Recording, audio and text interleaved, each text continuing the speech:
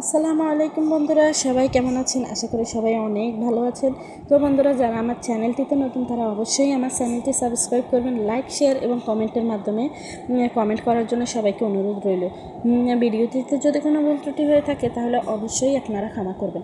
তো আজকের বিষয়টি আমি আপনাদেরকে যে বিষয়টি নিয়ে আলোচনা করছি সেটা হচ্ছে গরুর মাংস রান্না করলে কিভাবে রান্না করলে গরুর মাংসের কালারটা আসবে, খুব সুন্দর একটা কালার আসবে সেটাই দেখাচ্ছি। কারণ দেখতে যদি সুন্দর না হয় তাহলে খেতে কি ভালো লাগবে বলেন? তো সেজন্য আজকে আমি আপনাদেরকে একটা টিপস দিচ্ছি কীভাবে মাংস রান্না করলে মাংসের রঙটা অনেক সুন্দর আসবে। দেখুন বন্ধুরা, প্রথমে যে তেলের মধ্যে আমরা পেঁয়াজটা ভাজি, তো এই পেঁয়াজটাকে আগে আপনারা ভালো করে ভাজতে হবে এবং এটা আমার অনুরোধ রইল একবার এভাবে রান্না করে খেয়ে দেখবেন। তো তেলের মধ্যে যখন পেঁয়াজটা আপনারা ভাজবেন তখন এটাকে পুরো বেরেস্তার মতো করে ভেজে নেবেন, একবারে লাল করে ভেজে নেবেন। এরপর যে দেখুন বন্ধুরা, আমি আপনাদেরকে দেখাচ্ছি, আমরা বিশেষ করে এভাবেই রান্না করে খাই। আপনাদেরকেও টিপসটা দিলাম, একবার খেয়ে দেখবেন।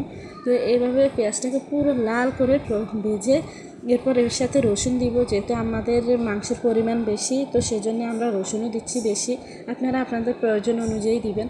রসুনটা দেওয়ার পরে ভালো করে আবার মশলাটাকে তেলের মধ্যে ভালো করে নিয়ে নেবেন। এ পর্যায়ে আমি আপনাদেরকে পুরোটা দেখাতে পারলাম না, তবুও যতটুকু পারছি দেখানোর চেষ্টা করছি। গরম মশলা, আদা, জিরা, তারপরে দেখা গেছে যে মশলাগুলো ইউজ করে থাকেন মাংস রান্নার সময় সেগুলো দিয়ে দেবেন। তো আমি একে একে সবগুলোই দিয়ে দিলাম, আপনাদেরকে পুরোটা দেখাতে পারলাম না যদি ভিডিওটা লং হয়ে যাওয়ার জন্য, আর অনেক ব্যস্ত ছিলাম তো সেই জন্যই পুরো ভিডিওটা করা আসলে সম্ভব হয়নি।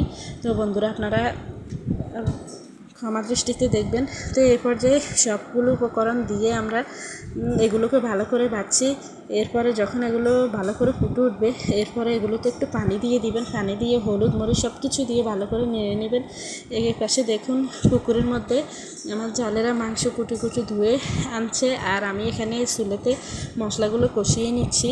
তো দেখুন তারা কীভাবে সবগুলো ভালো করে পরিষ্কার করে আনতেছে।